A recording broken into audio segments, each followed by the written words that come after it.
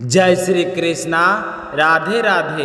जगन्नाथ रथ यात्रा के दौरान आज अपने सुनते हैं भगवान श्री जगन्नाथ जी की एक बहुत ही रोचक कथा कि भगवान जगन्नाथ जी ने अपने भक्त के साथ मिलकर कटहल क्यों चुराया था।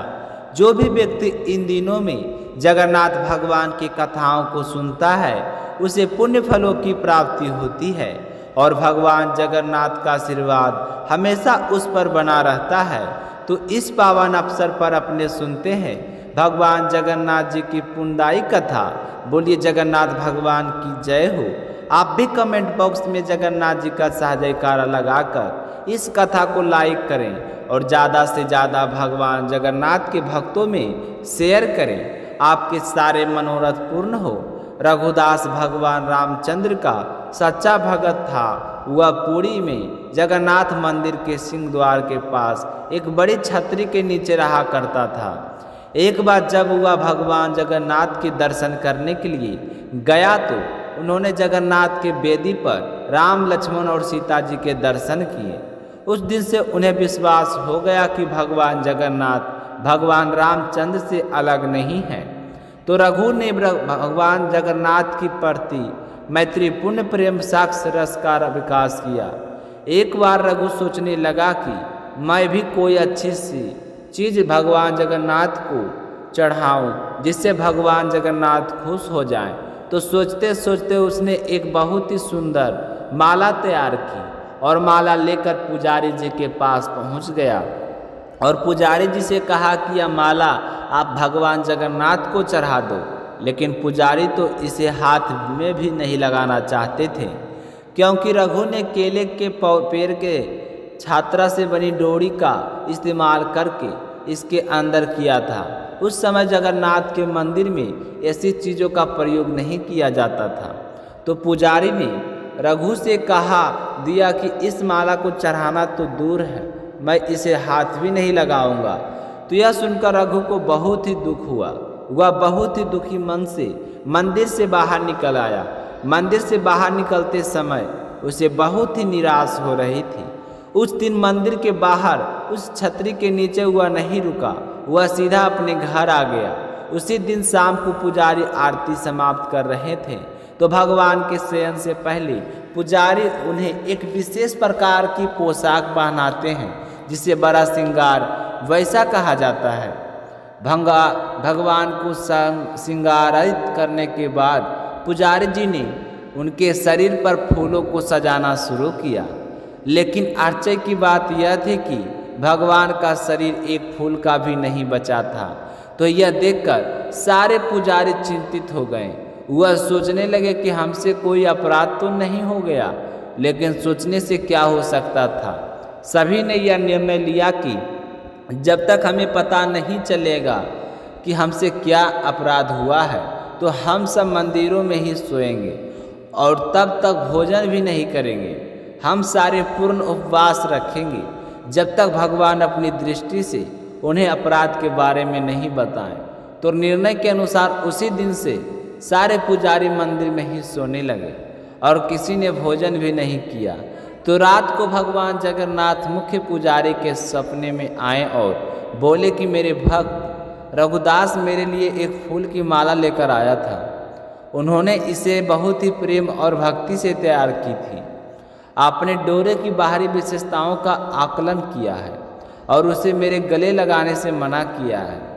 आप नहीं जानते कि मैं उससे कितने प्रेम और भक्ति से उसे पिरोया था।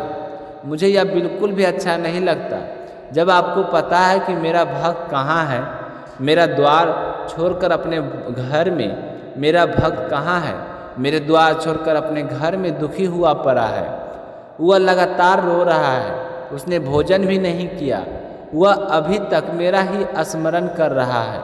यह कहकर भगवान जगन्नाथ अंतर्ध्यान हो गए। उसी समय पुजारी की आंखें खुल गई। उसने दूसरे पुजारियों को जगाया और सपने वाली सारी बात उसे बताई। तो यह जानकर सारे बहुत ही दुखी हुए और हमने रघुदास के साथ गलत व्यवहार किया है। अब हमें उनके घर चलना चाहिए और माफ़ी मांगनी चाहिए। यह सोचकर सारे पुजारी रात को ही रघुदास के घर गए। रघुदास घर जाकर उससे अपने किए हुए के लिए क्षमा मांगी और कहा कि चलो हमारे साथ, और वह माला भी ले लो अपने मंगल भगवान जगन्नाथ को समर्पित करने के लिए। यह जानकर रघुदास को बहुत ही खुशी हुई। भगवान स्वयं जगन्नाथ ने मेरी माला के लिए स्वीकृति दे दी। तो रघुदास तो परमानंदित था। उसने जल्दी से माला को उठाया और पुजारियों के साथ मंदिर की ओर चल पड़ा। वहाँ जाकर भगवान जगन्नाथ को माला पहनाई। अब तो वह भगवान जगन्नाथ का और भी पक्का भक्त बन गया। दिन रात भगवान जगन्नाथ का ही स्मरण किया करता था। एक बार की बात है, रघुदास बहुत ही गंभीर बीमारी से पीड़ित हो गए। उनकी तबीयत इतनी खराब हो गई कि वे नजरें उठाकर नहीं देख सकते थे, ना ही बैठ सकते थे। उस उठने बैठने की, सोचने समझने की शक्ति बिल्कुल ही खो चुके थे। हालत इतनी खराब थी कि उन्हें अपने बिस्तर के अंदर ही मल मूत्र त्याग करना पड़ रहा था। रघुदास बहुत ही बीमार होने के कारण खुद की मदद करने में बिल्कुल ही असमर्थ थे। तभी वहाँ एक छोटा सा लड़का रघुदास की सेवा के लिए अचानक से आ गया। उसने रघुदास की बहुत ही सेवा की। वह रघुदास की खूब सेवा करता, साफ सफाई करता, उसकी और चंदन का तिलक लगाता। एक दिन जब रघुनाथ की तबीयत में थोड़ा सुधार हुआ तो उसने उस बालक को देखा। तो देखते ही वह पहचान गया कि वह बालक तो स्वयं भगवान जगन्नाथ है। तो रघु ने भगवान जगन्नाथ से कहा कि ये मेरे प्रिय भगवान, आप ये क्या कर रहे हैं? तुम मेरी यह सेवा करके मुझे अपराधी बना रहे हो। मैं आपसे सेवा करवाकर और भी पापी होता जा रहा हूँ। यह सब आपने क्या किया है? भगवान, आप बहुत दयालु हैं। आप ब्रह्मांड के भगवान हैं। आप सब कुछ करने के सक्षम हैं। अगर आप चाहते हो तो मेरी बीमारी को आसानी से ठीक कर सकते थे। तो आपने मुझे ठीक करने के बजाय आपने मेरी सेवा करनी शुरू कर दी। ऐसा क्यों? आपने मेरे साथ तो रघुदास की बात सुनकर भगवान ने उत्तर दिए कि हाँ, मैं आराम से ठीक कर सकता था, लेकिन मैं चाहता हूँ कि आप अपने सभी कर्मों से मुक्त हो जाएं, ताकि आप इस जीवन में मेरे निवास पर आएं। और रही सेवा करने की बात, तो जिस प्रकार तुम्हें मेरी सेवा करने में आनंद आता है, वैसे ही मुझे अपने भक्तों की सेवा करने से खूब आनंद मिलता है। मैं हमेशा आपकी सेवा चाहता हूँ। मुझ में और मेरे भक्त में कोई अंतर नहीं है। इस प्रकार उन दोनों के संबंध बहुत ही अच्छे बन गए। रघु बहुत ही सरल स्वभाव का था। उसका स्वभाव एक छोटे लड़के जैसा था। भगवान जगन्नाथ के साथ उनका संबंध बहुत ही मैत्रीपूर्ण था। कभी कभी भगवान एक लड़के का रूप धारण करके उसके पास आते और वे दोनों एक साथ रहते।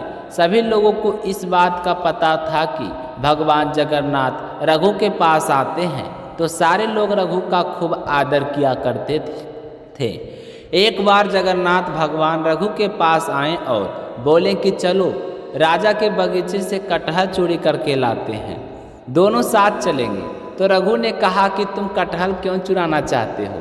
अगर तुम्हें कटहल खाने की इच्छा हो तो एक शानदार कटहल राजा को पूछकर मैं ले आता हूँ, कि ऐसी कोई बात नहीं है। इस तरह तो आपने मुझे अपने भक्त से सब कुछ मिल रहा है। सच बात तो यह है कि मेरे पास सब कुछ है। जसोदा माता मुझे खूब माखन खिलाए और खूब प्यार दे, लेकिन फिर भी मैं माखन चुराने के लिए औरों के घर जाता हूँ। चुराई गई वस्तुओं को खूब मज़ा आता है। आज भी मैं चाहता हूँ कि चोरी का आनंद लूँ और आप मेरे साथ चलें। तो इस तरह कर भगवान जगन्नाथ की मीठी मनहार के आगे रघुदास मान गए और उसके साथ चल दिए। वे दोनों राजा के बगीचे में पहुंच गए। बगीचे में पहुंचकर जगन्नाथ ने रघु से कहा कि तुम पेड़ पर चढ़ना चाहिए, मैं ज़मीन पे खड़ा हूं और आप अच्छे से अच्छे बड़े से बड़े कटहल को तोड़कर नीचे फेंक दीजिए और उन्हें ज़मीन पर गिरने से पहले ही पकड़ लूँगा। फिर हम दोनों यहाँ से भाग चलेंगे, किसी को कुछ भी पता नहीं चलेगा। तो रघुदास तो जगन्नाथ की बातों में आ गया। जैसे भगवान का आदेश था ठीक वैसे ही पालन किया। जैसा उन्होंने निर्देश दिया वैसा ही वह कटहल के पेड़ पर चढ़ गया और सबसे अच्छा और सबसे बड़ा कटहल तोड़कर जगन्नाथ जी से पूजा की। तो भगवान, मैं कटहल को नीचे फेंक दूं? तो जगन्नाथ जी बोले कि हाँ, मैं तैयार हूँ, तुम इसे फेंक दो। तो इतना कहते ही रघुदास ने कटहल को नीचे फेंक दिया, इसी उम्मीद के भगवान जगन्नाथ कटहल को पकड़ लेंगे। लेकिन क्या, और भगवान जगन्नाथ वहाँ से अचानक गायब हो गए और रघुदास का फेंका हुआ कटहल जोर से जमीन पर आ गिरा। खूब जोर से आवाज़ें दी और जैसे ही हुआ कटहल जमीन पर गिरा तो और मोटा हो गया। जैसे ही कटहल का आवाज़ राजा के मालिक को सुनाई दी तो वह भाग कर वहाँ आया कि आज कटहल चोरी करने के लिए कौन आया है। यह सोचकर वह इधर उधर देखने लगा। जैसे ही मालिक का ध्यान कटहल के पेड़ के ऊपर गया तो वहाँ पर रघुदास बैठा हुआ था। मालिक जल्दी से दौड़कर राजा के पास आया और सारी घटना की जानकारी दी। यह सुनकर राजा को विश्वास नहीं हुआ। देखने के लिए राजा स्वयं बगीचे में आ गए। वहाँ पर रघुदास का पेड़ पर बैठे हुए देखा तो राजा ने इस बात का कारण जानना चाहा। तो रघुदास ने कहा कि मैं तुम्हें एकांत में बताऊंगा। तो राजा रघुदास को लेकर एकांत में आ गए। राजा रघुदास की भक्ति के बारे में जानते थे कि भगवान जगन्नाथ हमेशा उन्हें दर्शन देते हैं।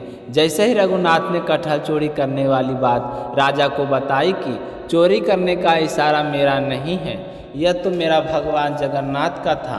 मैंने तो जगन्नाथ भगवान को मना किया था कि तुम्हें कटहल चाहिए तो हम राजा से मंगा कर ले आता हूँ, लेकिन जगन्नाथ ने मना कर दिए और बोले कि राजा के पास इतना बड़ा कटहल का बगीचा है और फिर भी मुझे कटहल का भोग नहीं लगाते, तो मुझे तो आज पक्का कटहल खाना है और वह भी चोरी करके खाना है। तो यह सारी बात सुनकर राजा को विश्वास हो गया और उन्होंने कहा कि यह कटहलों का बगीचा मैं प्रभु के नाम लिख देता हूँ।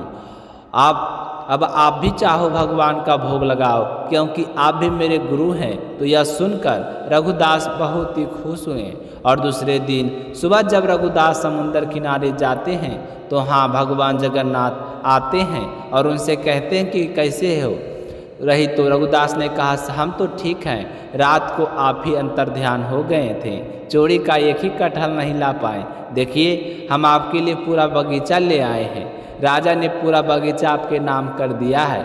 तो यह थी कटहल चुराने की बहुत ही प्यारी कथा।